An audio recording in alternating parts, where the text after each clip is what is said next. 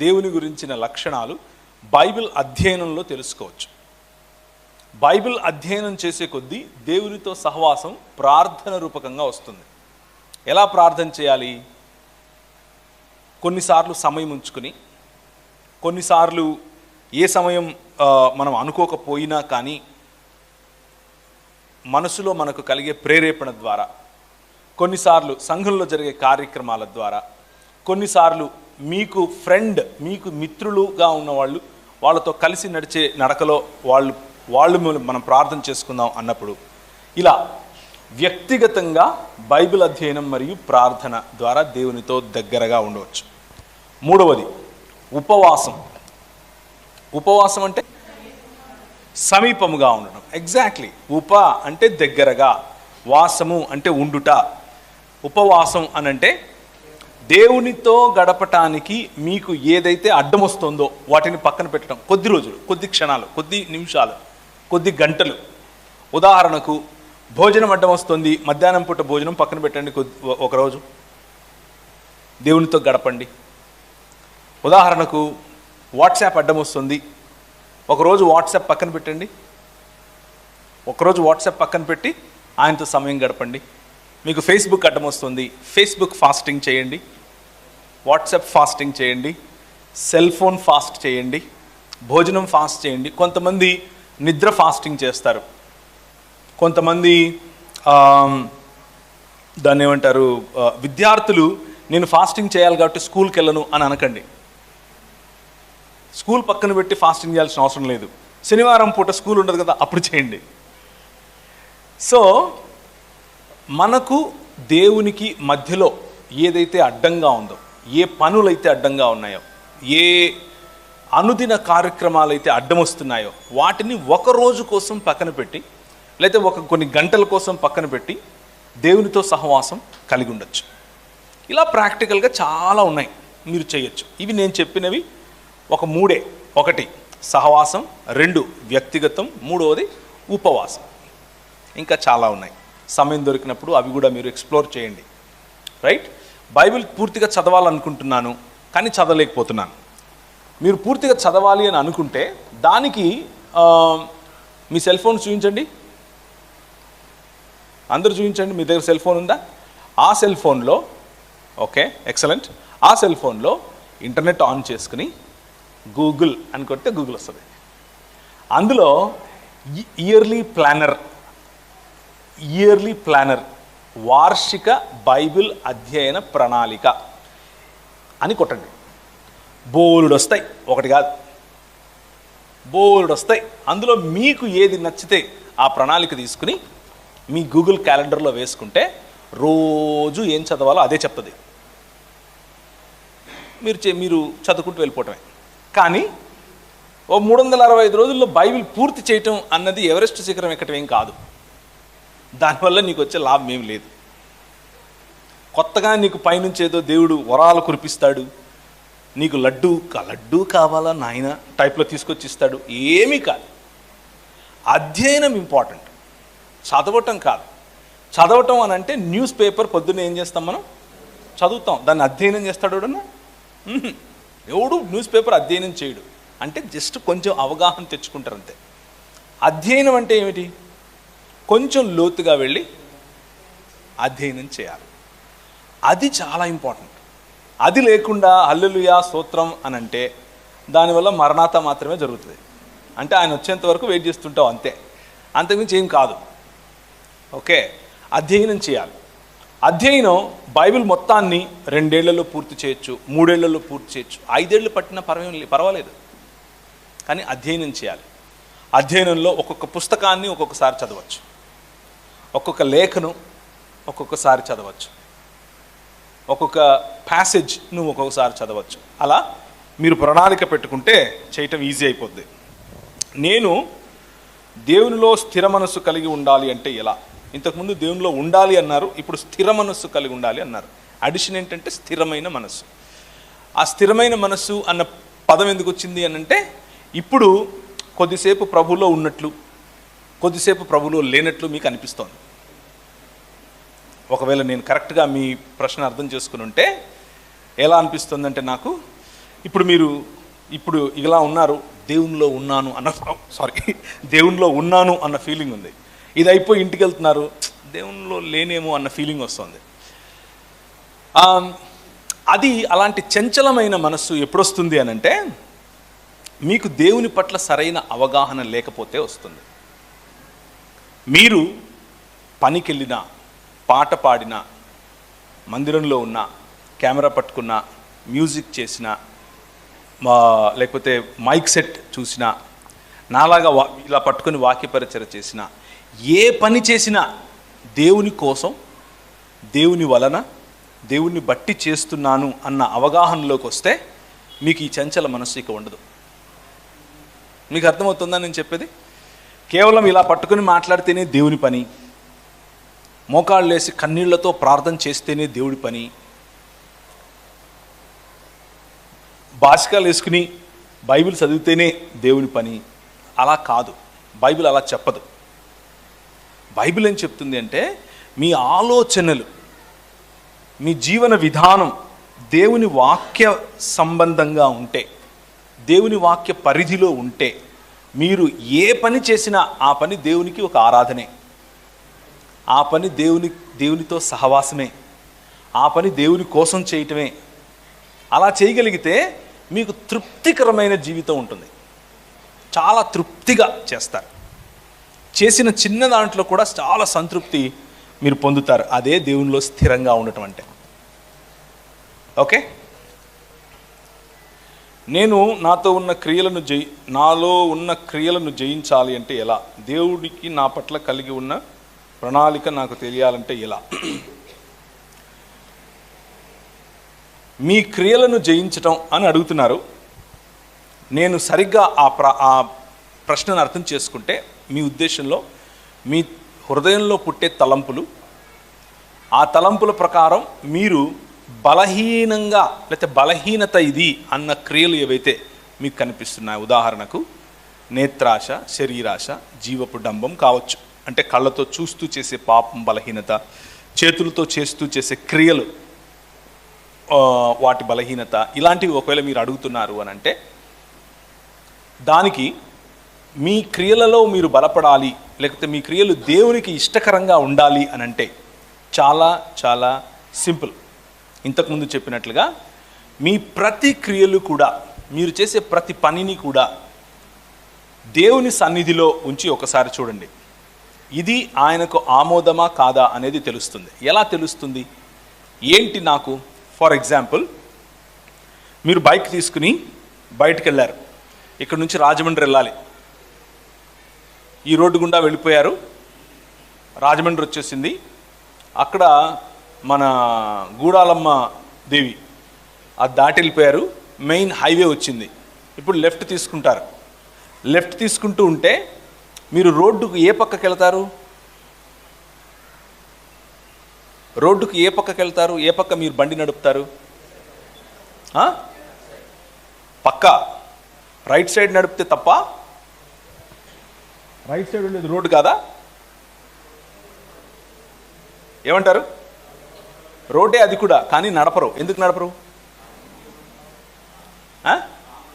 Wrong route అంటే రూటే కదా అది కూడా. రాంగ్ రూట్ అంటే ఏది దేవుని చిత్తము? అక్కడ దేవుని చిత్తం ఏమిటి? సరైన మార్గం అంటే నడవలసిన త్రో అంటే మీరు చెప్పేదానికి ప్రశ్నలు వస్తూనే ఉంటాయి. ఏమన్నారు?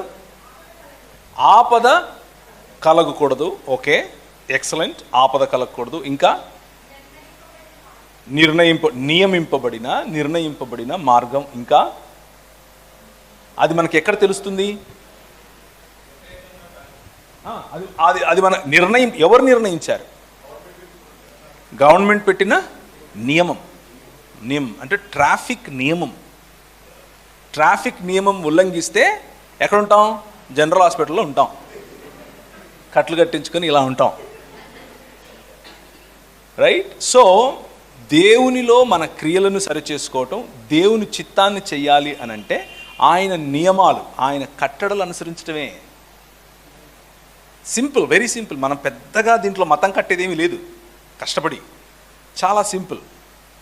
ఏవో అంటే ఆయన ఫోన్ చేసి చెప్తాడు, అప్పుడు నువ్వు కరెక్ట్గా, అలాంటిదేమీ లేదు. ఆయన మాట్లాడాలనుకుంటే ఎవరిదైనా మాట్లాడతాడు, గాడిద ద్వారా కూడా మాట్లాడతాడు. మాట్లాడాడా లేదా? బలాకుతో మాట్లాడాడా? బలాకు సమయంలో బిలాముతో మాట్లాడాడు, రైట్. ఆయన ఉపయోగించుకోవాలంటే ఎవరైనా ఉపయోగించుకుంటాడు. కొన్నిసార్లు మన స్నేహితులను ఉపయోగించుకుంటాడు, కొన్నిసార్లు తల్లిదండ్రులను ఉపయోగించుకుంటాడు, కొన్నిసార్లు స్కూల్లో ఉన్న టీచర్స్ను ఉపయోగించుకుంటాడు, కొన్నిసార్లు సంఘంలో ఉన్న పెద్దలను, సంఘ నాయకులను, అలాగే సంఘ పాస్టర్ గారిని ఉపయోగించుకుంటాడు. ఆయన ఉపయోగించుకొని నీతో కమ్యూనికేట్ చేస్తూనే ఉంటాడు. ఏం కమ్యూనికేట్ చేస్తాడు? ఆయన చిత్తం. ఏంటి ఆ చిత్తం? ఫర్ ఎగ్జాంపుల్, మధ్యాహ్నం 1 గంట అయింది, మీ కడుపులో ఒక తెలియనటువంటి ఒక బాధ మొదలైంది. దాన్ని ఏమంటారు? అరే ఎలా తెలుసు? అప్పుడు మీరు తెల్లది ఒకటి ఇంత పోసుకుని తినాలి. ఏంటది? అప్పుడు మీరు అడుగుతారా, దేవా నేను తినాలా తినకూడదా, నాకు ఫోన్ చేసి చెప్పు? అడగరు. ఎందుకు? అది నియమం.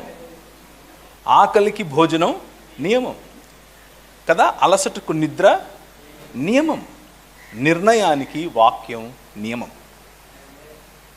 ఏదైనా ఒక సరైన నిర్ణయం తీసుకోవాలంటే, ఏదైనా సరైన మార్గంలో వెళ్ళాలి అని అంటే వాక్యములో ఉన్న హోలిస్టిక్ లేకపోతే సమగ్రమైన అవగాహన తెచ్చుకుంటే అదే నియమం. ఉదాహరణకు, పెళ్లి చేసుకోవాలనుకుంటున్నాం. ఈ పరిస్థితుల్లో చాలామంది స్ట్రగుల్ అవుతూ ఉంటారు. నేను ఎవరిని చేసుకోవాలి, ఎలా చేసుకోవాలి? మనం వెనకటికి నాలంటాడు ఒకడు 2 సంబంధాలు వచ్చాడు దగ్గరికి. ఒక ఆమె పేరు మర్సమ్మ, ఇంకొక ఆమె పేరు కృపమ్మ. కృపమ్మ, మర్సమ్మ ఇద్దరిని పెట్టి ప్రార్థన చేస్తున్నాను. ప్రభువా వీరిద్దరిలో నేను ఎవరిని చేసుకోవాలి? బైబిల్ ముందు పెట్టుకుని హల్లెలూయా అని చెప్పి బైబిల్ తీశాను. తీయంగానే నా కృప నీకు చాలును అని వచ్చింది. నేనెవరిని చేసుకుంటా? ఇది దేవుని చిత్తం తెలుసుకోవటం కాదు.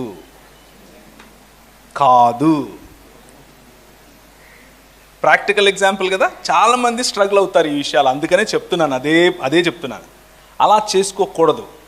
అలా దేవుడు మాట్లాడతాడు అని అనుకుంటే మనము దేవుడిని ఒక డబ్బాలో పెట్టిన వాళ్ళం అవుతాం. అలా కాదు. కృపమ్మ ఉంది, మర్సమ్మ ఉంది. ఇద్దరు ముందు ఆడపిల్లలు అయి ఉండాలి.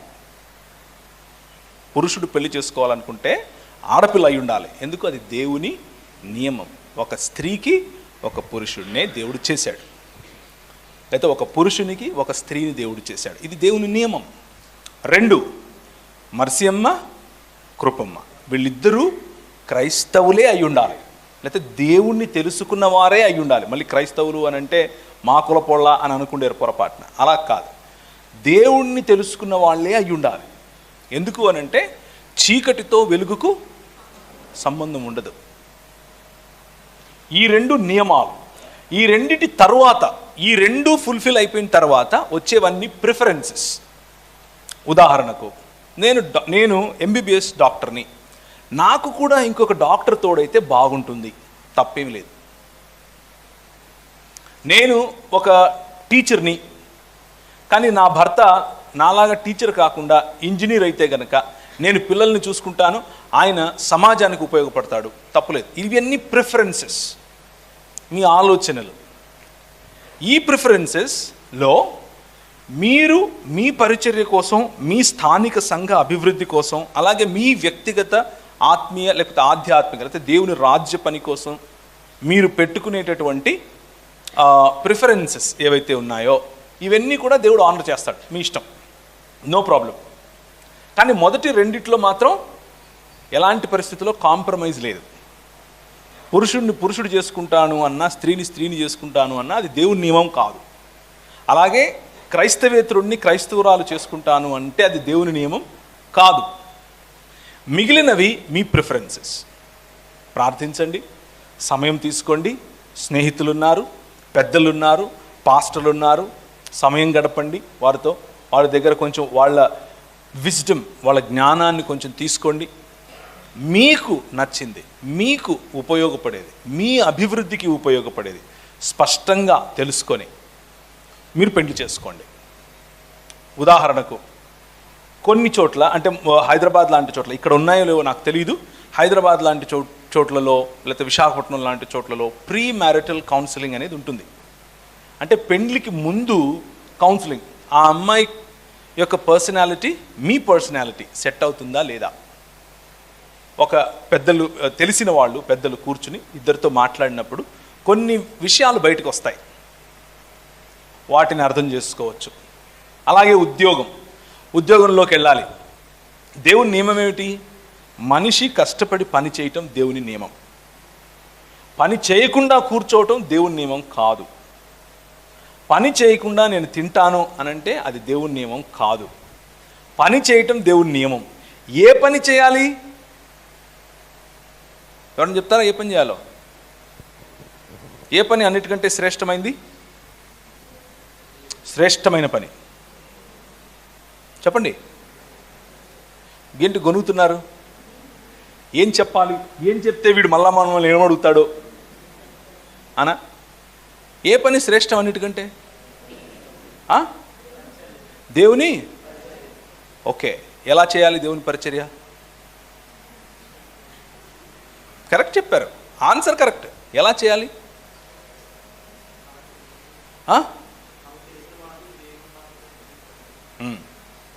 ఓకే ఓకే, అది పనా? ఆ పని చేయొచ్చా? చేయొచ్చు కదా, మరి ఎందుకు ధైర్యంగా చెప్పాలి? ఎస్, ఏ పనైనా దేవునికి ఇష్టమే. దేవుడు వద్దు అని చెప్పిన, దేవుని వాక్య పరిధిలో లేదా దేవుని వాక్య పరిధిలో ఆ వాక్య నియమాలకు వ్యతిరేకంగా ఉన్న పని తప్పు. ఉదాహరణకు నలుగురు కలిసి, ఒరే ఈరోజు కృష్ణపట్నం నేసేద్దాము, ప్రార్థన చేయరా అన్నాడంట. వీడు ప్రార్థన చేసి టెంకాయ కొట్టాడు, వెళ్ళి దొంగతనం చేసి వచ్చారు. అది తప్పు. అది దేవుని వాక్యం చెప్పని పని. దేవుని వాక్యం చెప్పే పని ఏమిటి అని అంటే, ఏ పనైనా సరే, అది మైక్ పట్టుకొని ప్రచారం చేయటం కావచ్చు, పర్సనల్ ఎవాంజలిజం కావచ్చు, టీచర్ కావచ్చు, ఇంజనీర్ కావచ్చు, పైలట్ కావచ్చు, డాక్టర్ కావచ్చు, మీ ఇష్టం. ఏ పనైనా సరే సమాజానికి, కుటుంబానికి, దేశానికి, వ్యక్తిగతంగా మీకు ఉపయోగపడే ఏ పనైనా సరే చేయాలి. పని చేయకుండా ఉంటే తప్పు. సో నేనేం ఎస్టాబ్లిష్ చేస్తున్నాను? 2 ఉదాహరణలు తీసుకున్నాను దేవుని చిత్తం తెలుసుకోవటానికి. ఒకటి పెండ్లి, 2 ఉద్యోగం. ఎందుకంటే ఈ 2 చోట్ల యువకులు యువతులకు క్రాస్ రోడ్లో నిలబడి ఉన్నారు. ఏం చేయాలో అర్థం కాదు. మీరు కొత్తగా వెళ్ళి అంజనం వేయించుకోవాల్సిన అవసరం లేదు. గవ్వల జ్యోతిష్యుడి దగ్గరికి వెళ్ళి, కాటికాపర్ పెదరామయ్య దగ్గరికి వెళ్ళి, నేను మైక్రోసాఫ్ట్లో చేరాలా లేదా గూగుల్లో చేరాలా అని అడగాల్సిన అవసరం లేదు. సింపుల్గా మీకు తెలియాల్సిన పని ఏంటంటే, పని చేయాలి, కష్టపడి పని చేయాలి. ఎక్కడ ఉన్నా సరే కష్టపడి పని చేయాలి. ఆ కష్టమైన పని ఎప్పటికీ దేవుని వాక్య నియమాలకు వ్యతిరేకంగా ఉండకూడదు. That's all you need to look at. అలాగే పెళ్లిలో కూడా నేను చెప్పిన నియమాలు, దేవుని వాక్యంలో ఉన్న నియమాలు గనక పాటిస్తే, ఒక అడుగు. దేవుని వాక్యం ఏం చెప్తుంది అని అంటే, నా వాక్యము నీ పాదములకు నీ త్రోవకు. అంటే ఇక్కడ నిలబడుకుంటే నేను ఎక్కడికి వెళ్ళాలో ఫస్టే చూపించదు నీకు. లైట్ వేస్తే ఇక్కడ నుంచి విశాఖపట్నం వరకు కనిపించదు. ఒక అడుగు వేయాలి ఫస్ట్. లాంతర పట్టుకుంటే దీపము, ఒక అడుగు వేస్తాం, ఆ తర్వాత మళ్ళీ ఇంకొక అడుగు వేస్తాం, ఆ తర్వాత మళ్ళీ ఇంకొక అడుగు వేస్తాం. విధేయతతో మొదటి అడుగు వేస్తే రెండవ అడుగుకు వెలుగు వస్తుంది. రెండవ అడుగు విధేయతతో వేస్తే 3వ అడుగుకు వెలుగు వస్తుంది. That is how God works. దేవుడు అలా పనిచేస్తాడు. నాకు 20 సంవత్సరాలు ఉన్నప్పుడు, నాకు ఇప్పుడు 43 పైచిలకు, 44 అనుకోండి. నేను 20 సంవత్సరాలు ఉన్నప్పుడు దేవుడు నాతో మాట్లాడాడు. ఇందోర్, మధ్యప్రదేశ్లో ఇందోర్, నార్త్ అంటే ఉత్తర భారతదేశానికి నువ్వు మిషనరీగా వెళ్ళాలి, వెళ్ళు అన్నాడు. విధేయతతో నేను మొదటి అడుగు వేశాను. ఒకరోజు రైలు ఎక్కి టికెట్ కొనుక్కుని ఒక 2 చొక్కాలు 2 ప్యాంట్లు పెట్టుకుని వెళ్ళిపోయాను. అక్కడ ఎవరూ లేరు, నాకు భాష రాదు, నాకు హిందీ వచ్చు. ఎలాంటి హిందీ అంటే తుమ్ ఆతా హై మై జాతా హై, ఇంతే వచ్చు, ఇంకేం రాదు. Okay, Tum ఆతా high my జాతా high. అక్కడికి వెళ్ళాను. అక్కడికి వెళ్తే రైల్వే ప్లాట్ఫామ్ మీద 3 రాత్రులు పడుకున్నాను. ఏంట్రా ఇది, దేవుడు పిలిచాడు అనుకుంటే నా బతికిలా ఉంది అన్న ఆలోచన నాకు రాలేదు. ఎందుకు అనంటే నేను అవన్నీ ముందే ఆలోచించుకొని వెళ్ళిపోయాను. విధేయతతో వేసే మొదటి అడుగు, అది మీ జీవితానికి పునాది అవుతుంది. ఒక అడుగు వేసిన తర్వాత దేవుడు 2వ అడుగుకు వెలుగు చూపిస్తాడు. నేను అక్కడ 11 సంవత్సరాలు ఉన్నాను. వస్తూ వస్తూ నా భార్యను తెచ్చుకున్నాను అక్కడి నుంచే. నేను రావడానికి ముందు నేను 2 చొక్కాలు 2 ప్యాంట్లతో వెళ్ళిన నేను అక్కడ సాఫ్ట్వేర్ ఇంజనీర్గా, సాఫ్ట్వేర్ కంపెనీస్లో నేను బిజినెస్ డెవలప్మెంట్ మేనేజర్గా పనిచేశాను. అదేందన్నా నువ్వు సేవకు కాదా పోయింది అని అడిగారు. సేవనే చేశాను, కానీ నా పిలుపు వేరు. వేరు వేరు రంగాలకు మనం వెళ్ళాలి. ఆ విధేయత దేవుడు మనం ఆయనతో కలిసి నడిచినప్పుడు చెప్తాడు. నేను అక్కడికి వెళ్ళిన తర్వాత నేను రగిలిపోతున్నా, దేవుని చెప్పేయాలందరికీ. ప్రభు అన్నాడు యూనివర్సిటీలోకి వెళ్ళి జాయిన్ అవ్వు అన్నాడు. నేను యూనివర్సిటీలోకి వెళ్ళటం ఏంటి, నేను ఇక్కడికి వచ్చింది సేవ చేయడానికి కదా, తగువేసుకుంటున్నా దేవునితో. ప్రభు అన్నాడు నేను చెప్పింది చేయరా బాబు, వెళ్ళి యూనివర్సిటీలో జాయిన్ అవ్వు అన్నాడు. 2వ అడుగు, నా పాదములకు దీపం. చదువు మంచిది, చదువు దేవుని రాజ్యానికి, దేవుని వ్యక్తిత్వానికి, లేకపోతే దేవుని వాక్య నియమాలకు వ్యతిరేకం కాదు, సేవకు అడ్డం కాదు చదువు. వెళ్ళాను, అప్లికేషన్ ఫిల్ చేశాను, MBAలో ఇంటర్నేషనల్ బిజినెస్ చదివాను. ఆ 2 సంవత్సరాలలో యూనివర్సిటీలో చాలా పరిచయం చేశాను యువకులు యువతుల మధ్య. ఆ తర్వాత 3వ అడుగు, 4వ అడుగు, 5వ అడుగు, అలా అంచెలంచెలుగా మన దర్శనాన్ని దేవుడు పెంచుతూ వస్తాడు. ఒక్కసారి వచ్చేసింది మొత్తం అంతా కట్టేసి మూట కట్టేసి నీకు ఇచ్చేస్తాడు అని కాదు. ఏలియా జీవితం చూడండి, 1 అడుగు తర్వాత ఇంకొక అడుగు. ఎలీషా జీవితం చూడండి, 1 అడుగు తర్వాత ఇంకొక అడుగు. దావీదు జీవితం చూడండి, ప్రభు అయిన యేసు క్రీస్తును మినహాయిస్తే, ఎందుకంటే ఆయన సర్వము ఎరిగినవాడు కాబట్టి ఆయనను మినహాయిస్తే ప్రతి ఒక్కరి జీవితం ఇంతే. మొదటి అడుగు విధేయత, 2వ అడుగుకు, 2వ అడుగు విధేయత 3వ అడుగుకు, 3వ అడుగు విధేయత 4వ అడుగుకు దారితీస్తుంది. అలా నువ్వు వాక్య పరిధిలో నిర్ణయాలు తీసుకుంటూ వెళ్తే యూ విల్ బి సక్సెస్ఫుల్. ఇక వేరే ఆప్షన్ లేదు, నువ్వు సక్సెసే ఉంటుంది నీకు. కాకపోతే సక్సెస్కున్న నీ డెఫినేషన్ మారిపోతుంది.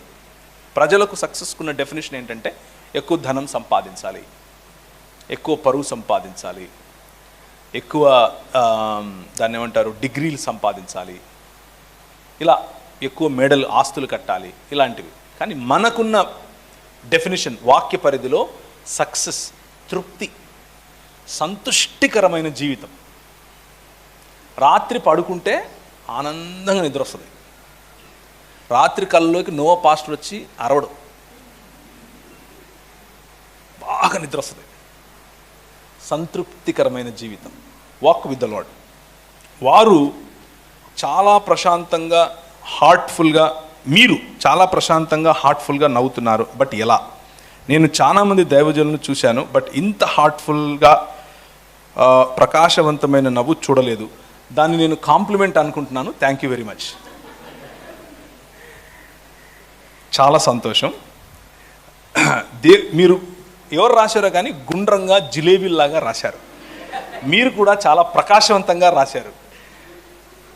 చాలా చాలా సంతోషపడుతున్నాను మీ రైటింగ్ చూసి. దేవుని వాక్యము ఎందుకని తిరిగి దేవుని ఎరిగిన వారికే చెబుతున్నారు. లైక్ చర్చిలో సభలలో మళ్ళీ క్రైస్తవులే ఉంటారు కదా. Absolutely true. దేవుని వాక్యము ఒకసారి వింటే సరిపోతుంది అని కాదు. దేవుని వాక్యము సువార్త అనేది మన జీవితంలో ప్రతి రంగాన్ని ప్రభావితం చేయాలి. మన సువార్త జీవితం అనేది ఎందుకు వారం వారం మనం గుర్తు చేస్తాము అని అంటే, అంత గుర్తు చేసినా కానీ మనం మట్టి బుర్రలోకి ఎక్కదు, చెప్పేవాడికి కూడా ఎక్కదు. మీకు తెలిసే తెలియదు ఈ విషయం. చెబుతూ నేర్చుకుంటూ ఉంటాం చాలాసార్లు. వింటూ మీరు నేర్చుకుంటూ ఉంటారు. అంటే ఉన్నట్టు చెప్తున్నాను. ఇక్కడ చెప్పినంత మాత్రాన ఎవరు దాన్ని ఏమంటారు సూపర్ హీరోలు కాదు. అందరి కంట్రాయరు లోపల వేసుకున్నారు, బయట వేసుకుంటే సూపర్ హీరో అవుతాడు. అర్థమవుతుందా నేను ఆ ఉదాహరణ ఎందుకు చెప్పాను? మేము ఎవరో మాలో అందరికీ మా ఫ్లాస్ మాకున్నాయి, మా బలహీనతలు మాకున్నాయి. కానీ దేవుని వాక్యం ఎంతగా చెబితే, ఎంతగా వింటే, ఎంతగా నేర్చుకుంటూ ఉంటే అంతగా రోజు రోజుకు మనం పరిపక్వత చెందుతాం. దానికోసం చెప్తున్నాం. రెండో విషయం, ఒకవేళ గాస్పెల్ అన్నది లేకపోతే సువార్త అన్నది బయట చెప్పాలి కదా అని అంటే బయట కూడా చెప్పాలి, బయట కూడా చెబుతాం. ఉదాహరణకు నాకు ఒక చిన్న వ్యాపారం ఉంది, ఒక కంపెనీ ఉంది. అందులో 40 మంది నాకు ఎంప్లాయీస్ ఉన్నారు. నా ఎంప్లాయీస్ని ఆ 40 మందికి నేను పాస్టర్ లాంటి వాడిని. అది ఆ చిన్న కంపెనీని నేను దేవుడు నాకు ఇచ్చినటువంటి సంఘ బాధ్యతగా చూస్తాను. ఈడు ఏంది అన్నీ కలిపేస్తున్నాడు అని అనుకుండేరు. మేము మా చర్చిలకు వెళ్తాం.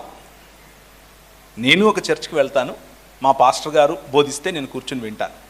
మా చర్చిలో నాకు ఇచ్చిన సంఘ బాధ్యత ఏంటంటే టిఫిన్లు పంచాలి. నేను టిఫిన్లు పంచుతాను. పోయిన సంవత్సరం, అంతకుముందు సంవత్సరం టిఫిన్లు పంచాను. పోయిన సంవత్సరం ఏదో వేరే బాధ్యత ఉండింది. పదవి కాదు, బాధ్యత. పదవి కాదు, సంఘంలో చేసేది పదవితో చేయరు, బాధ్యతతో చేస్తారు. ఇవన్నీ ఉంటాయి. కానీ నాకు వాటితో పాటు దేవుడిచ్చిన బాధ్యత నా వ్యాపారం. నా వ్యాపారాన్ని నేను దేవుడు నాకు ఇచ్చిన బాధ్యతాయుతమైన సంఘ పరిచర్యగా చూస్తాను. అందులో హిందువులు ఉంటారు, ముస్లింలు ఉంటారు, క్రైస్తవులు ఉంటారు, ఏ దేవుడిని నమ్మనోళ్ళు ఉంటారు. వాళ్ళతో నేను ఇంటెన్షనల్గా కావాలని సమయం గడుపుతాను. వాళ్ళతో పొద్దున్న లేచినప్పటి నుంచి వాళ్ళకి యేసు ప్రభువుని నమ్ముకోండి పరలోకం పోతారు అని చెప్పను, కానీ స్నేహంగా ఉంటాను. మనస్ఫూర్తిగా వాళ్ళతో సమయం కేటాయిస్తాను. మనస్ఫూర్తిగా వాళ్ళతో దేవుని గురించి మాట్లాడతాను. దేవుడు నా గురించి, నా జీవితంలో చేసిన విషయాలు చెప్తాను. వాళ్ళని ఎంకరేజ్ చేస్తాను. వాళ్ళు అందంగా ఉన్నారని, వాళ్ళు చక్కగా నవ్వుతున్నారని, వాళ్ళు చక్కగా పనిచేస్తున్నారని, వాళ్ళ వల్ల నేను చాలా ఆశీర్వదింపబడుతున్నానని పదే చెప్తాను. వాళ్ళు దేవుని స్వరూపం మరియు పోలిక చొప్పున నువ్వు ఉన్నావు అని వాళ్ళకు గుర్తు చేస్తూ ఉంటాను. ఇది దేవుడు నాకు ఇచ్చిన పరిచర్య. సో పరిచర్య, దేవుని వాక్యం చెప్పటం అన్నది మత్తయి సువార్త 5వ అధ్యాయం 10 తీయండి, మార్కు సువార్త 1వ అధ్యాయం 15 తీయండి అని చెప్తేనే కాదు. మనం స్నేహం చేస్తూ ఒక చోట కూర్చుని, ఏరా మామ బాగున్నావా, ఏరా నువ్వు అలా దిగులుగా ఉన్నావేంట్రా, అంతా ఓకేనా, ఏం కాదులేరా నాయన ఉన్నాడు చూసుకుంటాడు అని చెప్పటం కూడా పరిచర్యే. అది దేవుని వాక్యం చెప్పటమే. సో దీన్ని పెద్ద మతం అనుకోకండి, చాలా సింపుల్. ఒకసారి తీయండి 2వ కొరింథీయులకు రాసిన 2వ పత్రిక 11వ అధ్యాయం. అపోస్తలుడైన పౌలు కొరింథీయులకు రాసిన 2వ పత్రిక 11వ అధ్యాయం 3 నుంచి చదవండి. ఏంటమ్మా 2వ కొరింథీ చదువుతున్నామా? 11 చదువుతున్నావా? 11 చదువుమా. సర్పము తన కుయుక్తి చేత హవ్వను మోసపరిచినట్లు మీ మనసులను చెరపబడి, ఇది జాగ్రత్తగా అండర్లైన్ చేసుకోండి కావాలంటే, క్రీస్తు ఎడలనున్న సరళత నుండి. సరళమ్మ అంటే అర్థం ఏంటి? సరళత అంటే అర్థం ఏంటి? ఈజీ, సులువైన అని, అంతేనా? నేనేమైనా కొత్త భాషను చెప్తున్నానా? సరళత, క్రీస్తులో చాలా సరళత ఉంటుంది. దీన్ని నానా రకాలైన మత ప్రాతిపదికల్లో చుట్టేసి, నువ్వు పల్టీలు కొడితే దేవుడు నీకు ఇది ఇస్తాడు, నువ్వు తల కింద పెట్టి పైన పెడితే అది ఇస్తాడు, ఏమేమో చెప్పుకొని చేయాల్సిన అవసరం లేదు. క్రీస్తు అందు సరళత ఉంటుంది. ఆ తర్వాత ఏముంటుంది? పవిత్రత ఉంటుంది. అంతే. Your good life and a simple life. సరళమైన జీవితం, సరళమైన మార్గం. అర్థం చేసుకోండి. నేను ప్రజెంట్ ఇంజనీరింగ్ చదువుతున్నాను. ఏ కోర్స్ చేయాలి? సాఫ్ట్వేర్ జాబ్ కోసం. నాకు జాబ్ చాలా ముఖ్యం. నా జాబ్ కోసం ప్రార్థించండి. తప్పకుండా ప్రార్థన చేద్దాం, ఇప్పుడే చేద్దాం, అందరం కలిసి చేద్దాం. అయితే ఇంజనీరింగ్లో ఏ కోర్సు చదివితే సాఫ్ట్వేర్ జాబ్ వస్తుంది అనడం కంటే మీకు ఒక విషయం చెప్తాను. ఒక 5 సంవత్సరాల తర్వాత సాఫ్ట్వేర్ ఇండస్ట్రీ ఉండదు. జాగ్రత్తగా వినండి. నేను సాఫ్ట్వేర్ కంపెనీ నడుపుతాను, నాకు సాఫ్ట్వేర్ కంపెనీ ఉంది. ఆ కంపెనీలో 40 మంది ఎంప్లాయీస్. ఇప్పుడే చెప్పాను, నా ఎంప్లాయీస్ ఒక్కొక్కరు ₹1,00,000 జీతం పైన తీసుకుంటారు. కానీ చెప్తున్నాను, అప్డేట్ అవ్వకపోతే ఆ 5 సంవత్సరాల తర్వాత నేను కూడా ఉండను. మీ ఫోన్లు ఎన్ని నెలలకు అప్డేట్ అవుతున్నాయి? 2 నెలలకు, 1 నెలకు, 3 నెలలకు, 6 నెలలకు అప్డేట్ అవుతున్నాయి. అలాగే ఇండస్ట్రీస్ కూడా. రానున్న రోజుల్లో సాఫ్ట్వేర్ కోడింగ్ ఉండదు, ఆర్టిఫిషియల్ ఇంటెలిజెన్స్ ఉంది. దానంతట అదే కోడింగ్ రాస్తుంది, దానంతట అదే డిజైనింగ్ చేస్తుంది, దానంతట అదే సినిమాలు తీస్తుంది, దానంతట అదే పాటలు రాస్తుంది, అన్నీ దానంతట అదే చేస్తుంది. నువ్వు ఆ ఇండస్ట్రీలో తలగా ఉండాలి అని అంటే నువ్వు ఇంకా కోడింగ్ జాబ్ నేర్చుకుంటాను, డిజైనింగ్ నేర్చుకుంటాను అంటే కుదరదు. నువ్వు ప్రజెంట్గా నువ్వు చదివే ఇంజనీరింగ్ కాలేజెస్ నీకు ఇవి చెప్పవు. నువ్వు చదివే ఇంజనీరింగ్ కాలేజ్లో ఒకవేళ కోర్ ఐటీ నువ్వు తీసుకున్నా, లేకపోతే సాఫ్ట్వేర్ తీసుకున్నా, అందులో ఈ పోర్షన్ బహుశా ఒక పీరియడ్ ఉండొచ్చు. అది కూడా పాతకాలంలో ఉంటుంది. అది నిన్ను కేవలం డిగ్రీ నీకు ఇస్తుంది, కానీ దానివల్ల నువ్వు ముందుకెళ్ళలేవు. నువ్వు ముందుకెళ్ళాలి అని అంటే get in to the industry. యాక్చువల్గా ఇప్పుడు జరుగుతున్నది ఏమిటి అని అంటే ఆర్టిఫిషియల్ ఇంటెలిజెన్స్లో, పైథాన్లో, లేకపోతే దాన్ని ఏమంటారు, నువ్వు ఇంతకుముందు ఒక 10 స్ట్రింగ్స్ రాసి, లేకపోతే 10 లాజిక్లో 10 స్టెప్స్ రాసి కొట్టే ఒక కమాండ్ ఇప్పుడు జస్ట్ డ్రాగ్ అండ్ డ్రాప్లో అయిపోతూ ఉంది. So you need to update your cells by getting in to industry. ఇండస్ట్రీలోకి వెళ్ళి వాటిని చేయాలి, వాటిని తెలుసుకోవాలి. అలా తెలుసుకోవటానికి ఈ ఊరు సరిపోతుంది అని నేను అనుకోను. అలాగని ఈ ఊరిలో దొరకదని నా ఉద్దేశం కాదు. ఇక్కడ కూర్చొని కూడా చేయొచ్చు. ఆన్లైన్లో చాలా అవకాశాలు ఉన్నాయి, చేయొచ్చు. ఒకవైపు మీ ఇంజనీరింగ్ కంప్లీట్ చేసుకుంటూనే కాంపిటెన్సీ పెంచుకోవాలి. ఆ కాంపిటెన్సీలో ముఖ్యంగా ఇంగ్లీష్ భాష. మీరు నాలాగా తెల్లెంటుకలు వేసుకుని ఐన్స్టీన్ నేను అని చెప్పినా సరే, అవతలోడికి ఇంగ్లీష్లో చెప్తేనే అర్థమవుతుంది. అవతలోడు తెలుగుడే వింటాడు, మీ ఊరోడే వింటాడు, కానీ వాడు ఇంగ్లీష్లో చెప్తేనే వింటాడు. అది మీరు వెళ్ళాలనుకున్న, ముఖ్యంగా ప్రశ్న రాసిన వ్యక్తి, మీరు వెళ్ళాలనుకున్న ఇండస్ట్రీలో ఉండే ప్రధానమైన, లేకపోతే ఏ కంపెనీలో అయినా సరే హైదరాబాద్లో, మీ కమ్యూనికేషన్ స్కిల్స్ లేనిదే మీరు యాక్సెప్ట్ అవ్వరు. నా దగ్గరికి చాలామంది యువతులు అప్లికేషన్స్ పెడతారు. నేను మా మేనేజర్స్కి పంపిస్తాను. వాళ్ళు రెగ్యులర్గా నాకు చెప్పే సమాధానం ఏంటంటే, అంతా ఓకే కానీ వాడు మాట్లాడలేకపోతున్నాడు, అంతా ఓకే కానీ వాడు పొట్ట పొడిస్తే ఇంగ్లీష్లో ఒక అక్షరం రాదు. I madam, okay madam, sit madam, okay good madam అంటున్నాడు అనేది వాళ్ళ ప్రాబ్లం. మొదటిది ఇంగ్లీష్ కమ్యూనికేషన్, రెండోది కాన్ఫిడెన్స్. మీరు ఏదైనా ఒక సబ్జెక్ట్ తీసుకుని చెయ్యి కలిపి మాట్లాడేటప్పుడు అవతల వ్యక్తికి ఆ కాన్ఫిడెన్స్ అనేది కనిపించాలి. అప్పుడే మిమ్మల్ని నమ్ముతారు, లేకపోతే మీకు కష్టమవుతుంది. So update your cells in that way. అన్నయ్య, నేను ఎక్కువగా ఫోన్లో సినిమాలు చూస్తాను, ఫేస్బుక్, వాట్సాప్ చాటింగ్ చాలా ఎక్కువ చేస్తాను. వీటి వల్ల నేను సరిగా చదవట్లేదు, ప్రేయర్స్కి కూడా రావట్లేదు సరిగా. నాకు మంచి సలహా చెప్పండి. మంచి సలహా చెప్తున్నాను, జాగ్రత్తగా వినండి. ఫోన్లో సినిమాలు చూడకండి, ఫేస్బుక్, వాట్సాప్ చాటింగ్ తక్కువ చేయండి. అవి చేస్తే మీరు ప్రేయర్స్కి కూడా వస్తారు. ఇదే సలహా. అంటే ప్రశ్నలోనే ఆన్సర్ ఉంది, మీరు రాసిన ప్రశ్నలోనే ఆన్సర్ ఉంది కదా. మీలో ఉన్న డిజైర్ మీరు కంట్రోల్ చేసుకుంటే చాలు. అది నా వల్ల అవ్వట్లేదు అని అనకండి. ఎందుకు అనంటే చాలా ఈజీ, ఫాస్టింగ్ చేయడమే. చెప్పానుగా ఇంతకుముందు నేను, వాట్సాప్ ఫాస్టింగ్, ఫేస్బుక్ ఫాస్టింగ్. నాకు తెలుసు ఇది ఈ మధ్య యువకుల్లో ఇది ఒక పెద్ద బలహీనత కాదు, ఒక రకంగా బలం కూడా. ఎందుకంటే మీరు అవి చూస్తూ చాలా నేర్చుకుంటారు. దాన్ని నేను ఏం డిస్క్రెడిట్ చేయట్లేదు, మంచిదే అది. కానీ దానికి ఒక సమయం కేటాయించండి అంతే.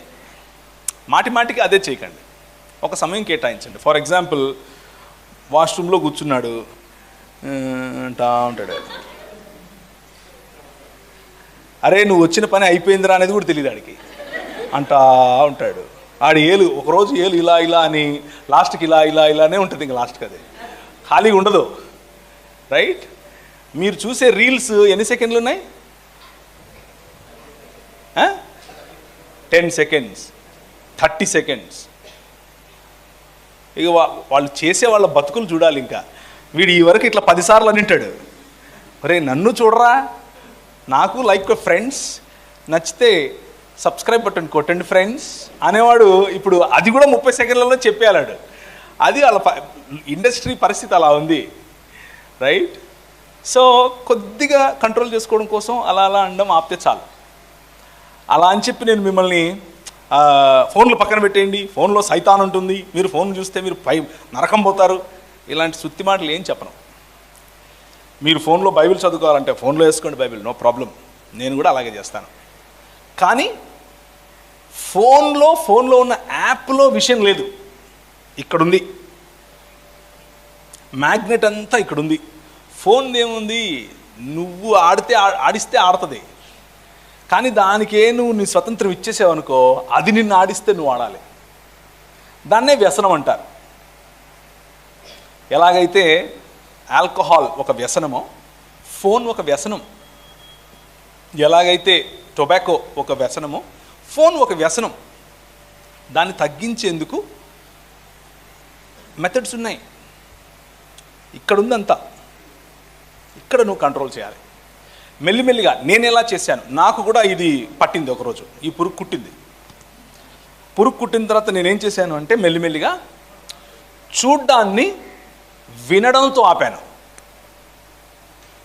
ఉదాహరణకు చెప్తాను మీకు, పంచదార వేసిన కాకినాడ కాజా అంటే బాగా ఇష్టం అనుకోండి, తీపి తినకుండా ఆగలేరు అనుకోండి. ఈ కాకినాడ కాజాను మీకు షుగర్ వచ్చిందనుకోండి, తినాలి కానీ తీపి ఉండకూడదు. ఏం చేస్తారు? మొదట తీపి తగ్గిస్తారు, ఆ తర్వాత షుగర్లెస్కి వెళ్తారు, ఆ తర్వాత షుగర్లెస్ టేస్ట్ నచ్చక కాకినాడ కాజానే వదిలేస్తారు. ఇదొక పద్ధతి. ఇదే సరైన పద్ధతి అనట్లేదు, ఇది కూడా ఒక పద్ధతి. చాలామంది పెద్దోళ్ళు ఫస్ట్ బాగా బెల్లం వేసిన ఛాయ్ తాగేటోళ్ళు, కాఫీ తాగేటోళ్ళు మెల్లిగా బెల్లం నుంచి ఎక్కడికి వచ్చారు? పంచదారకు వచ్చారు.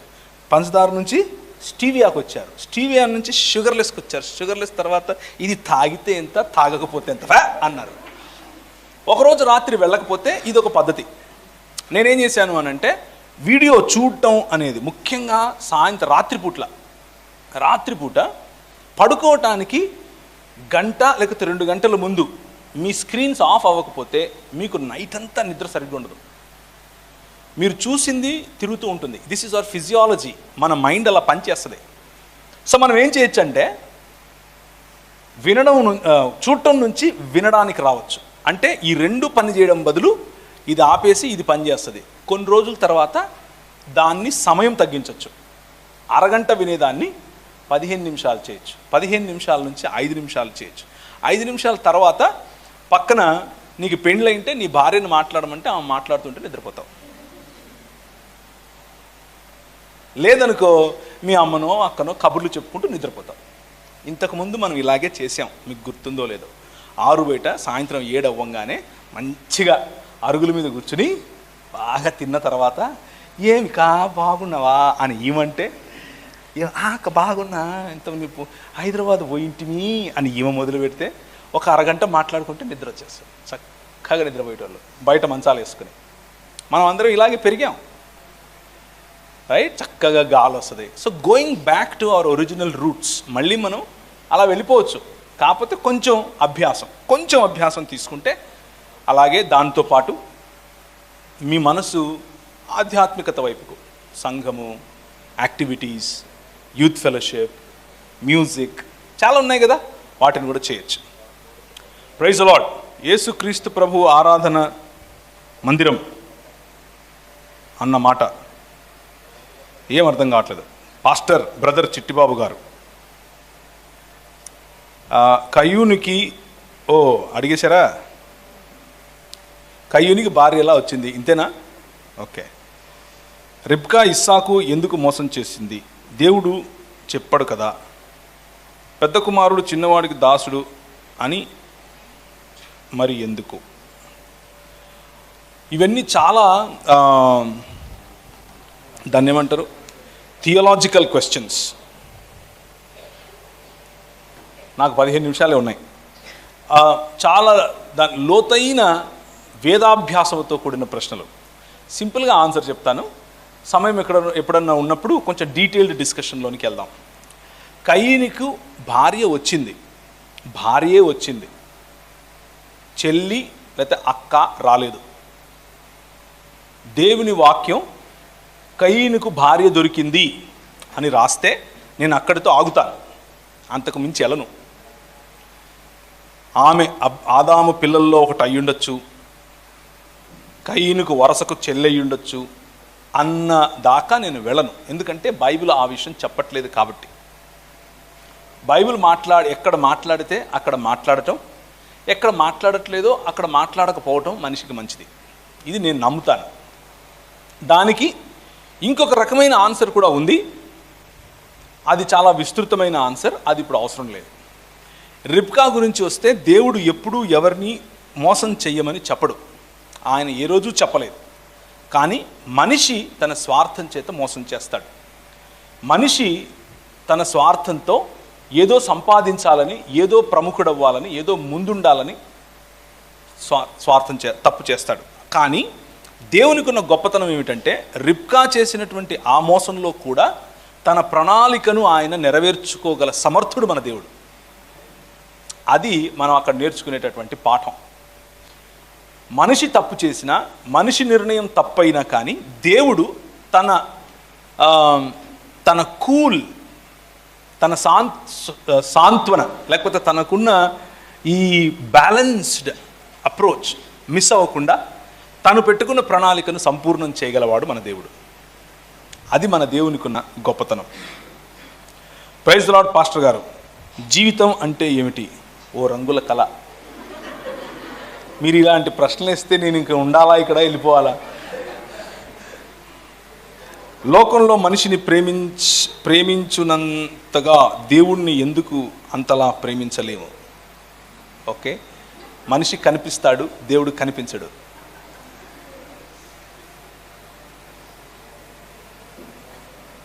చేతబడి ఇలాంటివి ఉన్నాయా? ఉన్నాయి.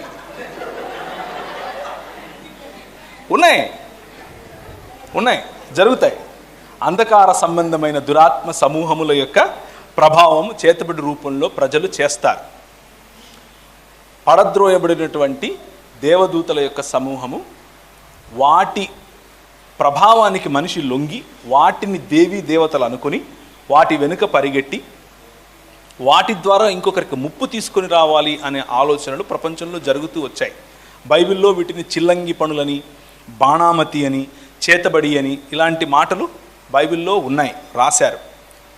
వాటి ద్వారా ప్రజలకు దయ్యాలు పట్టడం వంటివి జరిగాయి. ఇవి ఉన్నాయి, బైబిల్ చెప్పేదే. కానీ మనం అంధకార సంబంధమైన దురాత్మ సమూహముల నుండి విడిపింపబడ్డాం. సంఘములో ఉన్న మనకు ఇవన్నీ కూడా పట్టవు, ఇవన్నీ పని చేయవు మన ముందు. అవి వచ్చి డ్రామాలు వేస్తాయి, అంటే వెళ్ళిపోతాయి. దానికి మళ్ళీ ఎవరి దగ్గరకో వెళ్ళి ఆయన వచ్చి ఊగిపోయి చెయ్యేస్తేనే నువ్వు కింద పడిపోవాలి అనేది ఏమి లేదు. All you need is Jesus. నీకేం కావాలంటే యేసుప్రభు కావాలంతే. యేసుప్రభువును అనుకుని, ప్రభువా నేను నీ బిడ్డను కదా, ఏంటి డ్రామాలు వేస్తున్నాడు అంటే వెళ్ళిపోతాడు. చాలా సింపుల్ ఇవి. ఓకే, కానీ ఇవి ఉన్నాయి, లేవనుకోకండి, లేవు అని అనుకోవద్దు, ఇవి ఉన్నాయి. కానీ పరిశుద్ధాత్మ దేవుడు మనకి ఎందుకు ఇవ్వబడ్డాడు?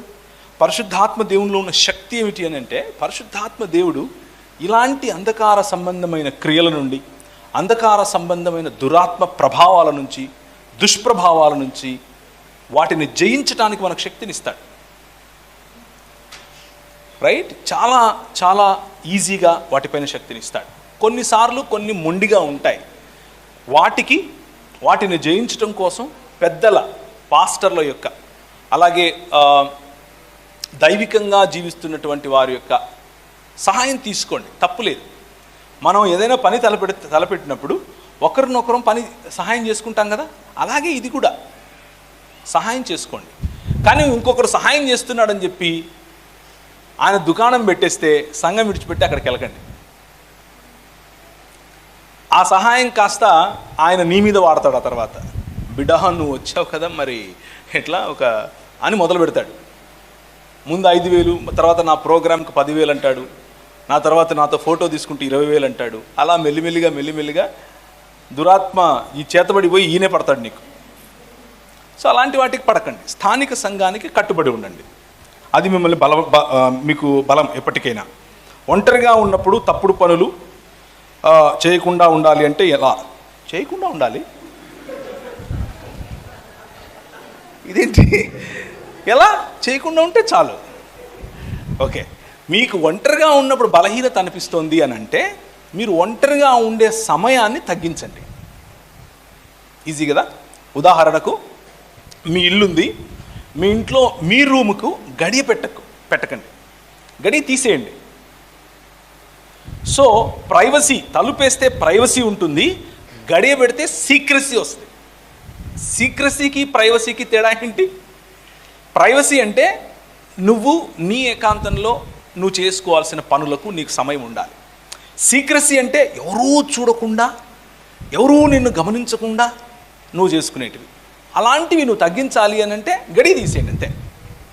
చిన్న చిన్న పనులు ఉపయోగపడతాయి. మీరు ఒంటరిగా ఉన్నప్పుడు ఒకవేళ మీరు చాటింగ్ అనే దానికి పడి మీ బాయ్ ఫ్రెండో గర్ల్ ఫ్రెండో, ఇంకా బాయ్ ఫ్రెండ్ అవ్వలేదు కానీ జస్ట్ ఫ్రెండో, ఇంకా గర్ల్ ఫ్రెండ్ కూడా అవ్వలేదు జస్ట్ ఫ్రెండో చాట్ చేస్తున్నారు అనుకోండి, అది మీరు ఒంటరిగా ఉండకుండా నట్టింట్లో కూర్చొని చేయండి. మీరు ఒంటరిగా ఉన్నప్పుడు వచ్చే తలంపులను కనీసం మెల్లిమెల్లిగా అక్కడ మీరు జయిస్తారు. సమయం తీసుకుని, మీరు ఇలా చేస్తున్నారు కాబట్టి మీరు ఇక పనికిరారు, మీరు నరకానికి వెళ్ళిపోతారు అని నేను చెప్పట్లేదు. నేను ఏం చెప్తున్నాను అని అంటే మీరు వాటిని జయించవచ్చు అని చెప్తున్నాను. మీరు జయించగలరు వాటిని. All you need to do is just follow in some discipline.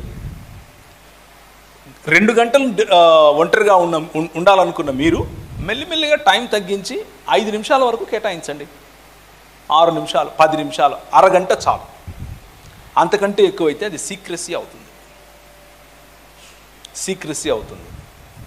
వీలైతే ఇంకొక మంచి సలహా మీకు ఉపయోగపడేది, వీలైతే మీ చెల్లినో అక్కనో అన్ననో తమ్ముడో లేకపోతే మీ క్లోజ్ ఫ్రెండో ఎవరో ఒకరు మీకుండాలి. మీ మొత్తం మనసు ఉన్నట్లు మాట్లాడుకోగలిగే ఒక వ్యక్తి ఉండాలి మీ జీవితంలో, ఒక ఫ్రెండ్ ఉండాలి. ఆ ఫ్రెండ్ లేరనుకోండి, మీ ఒంటరితనంలో మీకు అవసరం లేని వాళ్ళు ఫ్రెండ్స్ అవుతారు, మీకు ఉపయోగపడని వాళ్ళు ఫ్రెండ్స్ అవుతారు. కానీ మనస్సులో ఉన్నట్లు చెప్పుకోవటానికి నువ్వు ఏం చెప్పినా కానీ విని నేనున్నా లేరా తమ్ముడు నీకు అని చెప్పేవాళ్ళు అయి ఉండాలి సుమా. లేకపోతే అయిండ్రా, అయిందా, నేను చెప్పిన ఆ రోజే చెప్పినా నీకు, నువ్వు డైరెక్ట్గా నరకానికే అని చెప్పేటోళ్ళు వద్దు. వాళ్ళు ఎంత భక్తిపరులైనా సరే వద్దు. అలాంటి వాళ్ళు మీ జీవితాన్ని కట్టలేరు. సలహాలు ఇస్తూనే మీ బలహీనతలను అర్థం చేసుకుంటూ మీతో పాటు నడిచే ఒక్క ఫ్రెండ్ను మీరు పట్టుకోండి, మీ జీవితానికి మంచిది. బాలికలనే ఫ్రెండ్స్గా చేసుకోండి ఇలాంటి విషయాల్లో. పురుషులు లేకపోతే బాలలనే చేసుకోండి. అన్న చెప్పాడు ఒక మంచి ఫ్రెండ్ ఉండాలంట, ఏడ్చుకోవటానికి, నవ్వుకోవటానికి, తిట్టుకోవటానికి, కొట్లాడుకోవటానికి అని చెప్పి ఒక పురుషుని పట్టుకుంటే మాత్రం మీ జీవితం దుంపనాశనం. మీరు కూడా అంతే. స్త్రీని పట్టుకున్నారా మీ జీవితం దుంపనాశనం. ఎందుకు అవుతుందో చెప్తాను. ఎందుకు అంటే మిమ్మల్ని దేవుడు ఎలా నిర్మించాడో వారికి, మీకు, అలాగే మిమ్మల్ని దేవుడు ఎలా నిర్మించాడో మీకు మధ్యలో తేడా ఉంది. మీ మనసులో ఉన్న భావనలు వేరు, మీ మనసులో ఉన్న భావనలు వేరు. మీరు ఏ విధంగా ప్రపంచాన్ని చూస్తారు, మీరు ఏ విధంగా ప్రపంచాన్ని చూస్తారు, వాటి మధ్యలో వ్యత్యాసం ఉంది. ఆ రెండూ కలవటానికి కేవలం భార్యాభర్తలు అయిన వాళ్ళు 30 సంవత్సరాలు కలిసి బ్రతికిన వాళ్ళకే అర్థం కావట్లేదు. ఇంకా మీరు ఇప్పుడు వచ్చి నేను చేసేస్తాను అంటే ఏం చేయలేదు. సో అబ్బాయిలైతే అబ్బాయిల్ని, అమ్మాయిలైతే అబ్బాయిల్ని ఫ్రెండ్స్గా కలిగి ఉండండి. మీ మనసులో ఉన్న విషయాలు చెప్పుకోండి, ఉన్నట్లుగా చెప్పుకోండి. అయితే కండిషన్స్ ఏంటి, ఎలాంటి ఫ్రెండ్ అయి ఉండాలి? నెంబర్ 1, ప్రభువుని తెలుసుకున్న ఫ్రెండ్. నెంబర్ 2, రెగ్యులర్గా సహవాసంలో ఉండే ఫ్రెండ్. నెంబర్ 3, మీరు నమ్మగలిగే ఫ్రెండ్. నెంబర్ 4, ఆయనకు చెప్పినా చచ్చిపోయిన ఈ గోడకు చెప్పినా ఒకటే అనుకునే వ్యక్తి. అలాంటి వాళ్ళు దొరకటం కష్టం, కానీ వెతికి పట్టుకోండి. అలాంటి వాళ్ళు ఒక్కరు ఉంటే మంచిది. నాకున్నారు. నేను ఇక్కడ తెల్లబట్టలు వేసుకుని మీతో చెప్తున్నాను కాబట్టి నాకేం బలహీనతలు లేవు అనుకుంటున్నారా? No, I have my own struggles. నా స్ట్రగుల్స్ నాకు ఉన్నాయి. నేను ఇప్పుడే పరలోకములో నుండి దిగి వచ్చి ఏం లేదు. I'm just like you. నేను మీలాగే. నాకు కొంతమంది ఫ్రెండ్స్ ఉన్నారు. ముఖ్యంగా నేను చిన్నప్పటి నుంచి నేను ఎప్పుడు మా నాన్న ఎలా ఉంటాడో నాకు తెలియదు, నాన్న కౌగిలింత ఎలా ఉంటుందో నాకు తెలియదు, నాన్న దగ్గరికి వెళ్ళి ఎలా మాట్లాడో ఏం చేయాలో నాకు తెలియదు. కానీ ఒక 4-5 సంవత్సరాల క్రితం ఇక్కడ కూర్చున్నారు చూడండి, మనకు శామ్యుల్ అంకుల్ గారు, ఆయన ఆ ప్లేస్ ఫిల్ చేశాడు. నాకు 38-40 సంవత్సరాలు వచ్చినప్పుడు ఆయన పరిచయమై ఆయనలో నేను మా నాన్న చూసుకున్నాను. అర్థమవుతుందా? You can find it. మీరు కావాలనుకుంటే అలాంటి వాళ్ళు మీకు దొరుకుతారు, చెప్పుకోవటానికి, మాట్లాడటానికి, ఒంటరితనం నుంచి బయట రావటం. నాకు కొంతమంది ఫ్రెండ్స్ ఉన్నారు, వాళ్ళు నాకు అంటే ఇప్పుడు గాలి ఇలా అంచి వస్తుంది అనుకోండి, అవన్నీ తలుపులు మూసేసామనుకోండి, ఏమవుతుంది? లోపల ఒక రకమైన ఎలా ఉంటుందంటే వెళ్ళిపోదాం ఇక్కడ నుంచి అన్న భావం ఉంటుంది కదా. అది మనసులో నుంచి విషయాలు బయటకు వెళ్ళిపోవాలి.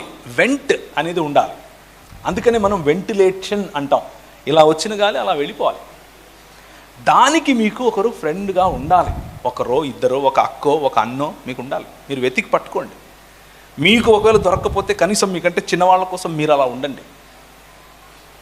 That is very important. నాకున్నారు. నేను బండి తోలుకుంటూ వెళ్తున్నాను అనుకోండి, ఫోన్ చేస్తాను. నేను ఫోన్ చేయగానే ఎరా ఎట్లుంది, నీ లైఫ్ ఎట్లుంది అని మొదలు పెడతారు. బాగానే ఉందిరా. ఏంటి మీరు ఒరే అని మాట్లాడుకుంటారా? మాట్లాడుకోకూడదా? మేమైతే అలా మాట్లాడుకుంటాం. మీరు పరిశుద్ధులు కదా, ప్రేమ గల బ్రదర్ అని మాడతారా? మాట్లాడండి, నో ప్రాబ్లం. నాకు ఒరే అండంలో ఆప్యాయత కనిపించింది. నా ఫ్రెండ్ కదా, నేను బ్రదర్ అని అనుకో, రే ఆపరా నువ్వు అంటాడు. సో నాకు నా ఫ్రీక్వెన్సీ అర్థం చేసుకునే వ్యక్తి ఉన్నారు. నేను వాళ్ళకి చెప్పుకుంటాను, ఈరోజు కంపెనీలో కొంచెం మనసు బాగాలేదు, ఇలా అనేశాను, మళ్ళీ వెళ్ళి మాట్లాడాను, అన్నీ ఏం ఉచిత సలహాలు ఏం చెప్పడాడు. విని అవునా సర్లేరామ్మా ఏం కాదులే అంటాడు. అడికి ఏదైనా చెప్పాలనిపించింది అనుకో, అవును సరే కానీ అని దాన్ని ఆపేసి ఒక 5 నిమిషాలు టైం తీసుకుని, ఒక 10 నిమిషాలు టైం తీసుకుని మళ్ళీ టాపిక్ తీసుకొచ్చి, నువ్వు అలా అన్నావు కదా, దాన్ని ఇలా అనింటే బాగుండదేమో కదా అంటాడు. మనల్ని కట్టేవాళ్ళు, మన మీద ఇంట్రెస్ట్ ఉన్నవాళ్ళు, అలాంటి వాళ్ళని పట్టుకోవాలి. అది మీ బాధ్యతే. సంఘంలో అలాంటి వాళ్ళు కరువు అవుతూ ఉంటే మీ బాధ్యత అలాంటి వాళ్ళుగా మీరు ఎదగటం. లోకంలో పడిపోకుండా దేవుడిలో ఎలా ఉండాలి ఆల్రెడీ మాట్లాడేశాం. బాప్తిసం తీసుకున్న తర్వాత పదే తప్పులు చేస్తే దేవుడు క్షమిస్తాడా? బాప్తిసం తీసుకోకుండా చేసినా క్షమించడు. బాప్తిసానికి తప్పులు చేయడానికి లింక్ ఏం లేదు, ఏమీ లింక్ లేదు. తప్పులు చేయకుండానే ఉండాలి ఎప్పుడైనా సరే. కానీ తప్పులు బాప్తిసం తీసుకున్న తర్వాత జరగకుండా ఉంటాయా? అలా కాదు. అప్పుడు కూడా తప్పులు జరిగే అవకాశం ఉంది. అప్పుడు కూడా మన బలహీనతలు మనపై ప్రభావం చూపే అవకాశం ఉంది. కానీ బాప్తిసం తీసుకునే సమయంలో మనం ఏం చేస్తున్నామంటే, పరిశుద్ధాత్ముడిని ఆహ్వానించి, నేను ఈ లోక మర్యాదకు, ఈ లోకంలో ఉన్న బలహీనతలకు చచ్చిపోతున్నాను, ఇప్పటి నుంచి నేను క్రీస్తు కోసమే బ్రతుకుతాను అని నిర్ణయం తీసుకుని ఆయన మీద ఆధారపడుతున్నాం. సో బాప్తిసం తీసుకున్న తర్వాత మరింత జాగ్రత్తగా మనం ఉండాలి, మరింత కేర్ఫుల్గా మన సమయాన్ని, మన వనరుల్ని వెచ్చించాలి. సో కేర్లెస్గా ఉండకూడదు. దాని అర్థం బాప్తిసం తీసుకోకముందు మనం విచ్చలవిడిగా బ్రతకమని కాదు. అప్పుడు కూడా జాగ్రత్తగానే ఉండాలి. బాప్తిసం తీసుకుని లోకంలో జీవిస్తే వచ్చే పరిణామాలు ఏమిటి? పరిణామాలు ఏముంటాయి? ఎప్పుడైనా సరే బాప్తిసం తీసుకున్నా బాప్తిసం తీసుకోకపోయినా లోక మర్యాద చొప్పున బ్రతికితే మనం దేవునితో సంబంధాన్ని కోల్పోతాం. దేవుని సంబంధాన్ని ఎంజాయ్ చేయలేము. దేవుని సంబంధంలో దేవునితో ఫ్రెండ్గా బ్రతికితే చాలా ఎంజాయ్మెంట్ ఉంటుంది, ఎంత పీస్ ఉంటుంది. తొణకని కుండ అంటారు కదా, అలా ఉంటుంది లైఫ్. ట్రై చేసి చూడండి. దేవునితో సంబంధం చాలా రిచ్. సో ట్రై చేసి చూడండి అసలు దేవుణ్ణి నమ్ముకున్న వారు ఎలా జీవించాలి. ఓకే, ఇది చాలా పెద్ద ప్రశ్న, సమాధానం ఇప్పుడు చెప్పలేను. అంటే బైబిల్ అంతా చెప్పాల్సి వస్తుంది దీనికి. బిబ్లికల్ లైఫ్ స్టైల్ అనేది చెప్పాలి. వీలైతే సాయంత్రం మాట్లాడదాం. స్నేహితులను ఎలా ఎంచుకోవాలి, ఎవరితో స్నేహం చేయాలి ఇంతవరకు చెప్పాను. నీ స్నేహితులు ప్రభువుని ఎరిగిన వారై ఉండాలి, సహవాసంలో కట్టబడిన వాళ్ళై ఉండాలి. ఈ సహవాసమే అక్కర్లేదు, ఏ సహవాసమైనా పర్వాలేదు, కానీ దేవుని వాక్యంలోనూ సహవాసంలోనూ బలంగా ఉన్న వాళ్ళై ఉండాలి. స్త్రీలకు స్త్రీలే ఉండాలి, పురుషులకు పురుషులే ఉండాలి వీలైనంత వరకు. అక్క కదా, నాకంటే పెద్దది కదా, అక్క అక్క అని కూడా స్త్రీతో ఫ్రెండ్షిప్ వద్దు. తమ్ముడు కదా, తమ్ముడు అంటున్నాడు కదా, నేను అక్కని అంటున్నాడు కదా నన్ను అని కూడా వద్దు. ఎందుకంటే 23 సంవత్సరాలుగా నేను ఇదే చేస్తున్నాను, అందుకే చెప్తున్నా, అది వర్కౌట్ అవ్వదు. ఇంకొక ప్రధానమైన విషయం, మీరు ఎన్నుకునే ఫ్రెండ్స్ స్త్రీ అయినా సరే పురుషుడైనా సరే మిమ్మల్ని ఎక్కడ టచ్ చేస్తున్నాడు, ఎక్కడ టచ్ చేస్తుంది అనేది చాలా ఇంపార్టెంట్. తల, భుజమ, వక్షాల, నడుమ, తొడల, కాళ్ళ, వేళ్ళ జాగ్రత్త. చిన్నపిల్లలు ముఖ్యంగా 6 ఏళ్ళు 7 ఏళ్ళు 8 ఏళ్ల బాలికలు మామయ్య అని దగ్గరకు పరిగెట్టుకుంటూ వస్తే మామయ్యలు తీసుకుని వాళ్ళను ఒళ్ళో కూర్చోబెట్టుకుంటున్నారు, తాకాల్సిన చోట అవసరం లేని చోట తాకుతున్నారు, ముద్దు పెట్టుకొని రకంగా ముద్దు పెట్టుకుంటున్నారు అని అంటే తల్లిదండ్రుల బాధ్యత ఇది. జాగ్రత్త. ముఖ్యంగా ఆడపిల్లల దగ్గర నేను ఎన్ని కేసులు చూశానో ఇలాంటివి. వద్దు. మన పిల్లలు, చిన్నపిల్లలు, మగపిల్లలైనా సరే వద్దు. అప్రాప్రియేట్ టచ్ మాత్రమే ఉండాలి, ఇన్అప్రాప్రియేట్ టచ్ ఉండకూడదు. మన ఆడపిల్లలు, మన సంఘాల్లో ఉన్న పిల్లలు ఎంతమంది ఏడుస్తూ వచ్చారో నేను చెప్పలేను మీకు. మామయ్యలు, పెదనాన్నలు, తాతగారులు, వయసులో పెద్దవాళ్ళని తాత తాత అని దగ్గరికి వెళ్తే వాళ్ళ దగ్గర నుంచి పొందిన అసహ్యకరమైన, జుగుప్సాకరమైన ప్రతిక్రియ ఇది. సో ఆడపిల్లలతో very very careful. Inappropriate touch. ఒకవేళ మీకు మాటలు వచ్చితే, మీరు ఈ టచ్ కరెక్ట్ కాదు అని తెలిస్తే మీరు భయపడకూడదు. ఆడపిల్లలు వెంటనే మీ అమ్మ నాన్నకు చెప్పాలి. ఫ్రెండ్ అయినా సరే, టీచర్ అయినా సరే, అన్న అయినా సరే, మామైనా సరే, ఎవరైనా సరే వెంటనే నోరు తెరిచి చెప్పాలి. అమ్మ చెప్తే ఏమవుతుందో, అమ్మ తిడుతుందో, అమ్మ కొడుతుందో ఎప్పుడు అనుకోకూడదు, వెంటనే చెప్పాలి. ఒకవేళ పెద్దలు మీ పిల్లలు మీ దృష్టికి అలాంటివి తీసుకొని వస్తే నోరు మూసుకోవే, అలాంటివి జరుగుతాయా అని వాళ్ళ నోర్లు బంద్ చేయకండి. మీరు దేవునికి వ్యతిరేకంగా, మీ పిల్లలకు వ్యతిరేకంగా తప్పు చేస్తున్నారు. గద్దించండి అవతల వ్యక్తిని, మీ పాపను పంపకుండా ఆపండి. Please don't do it.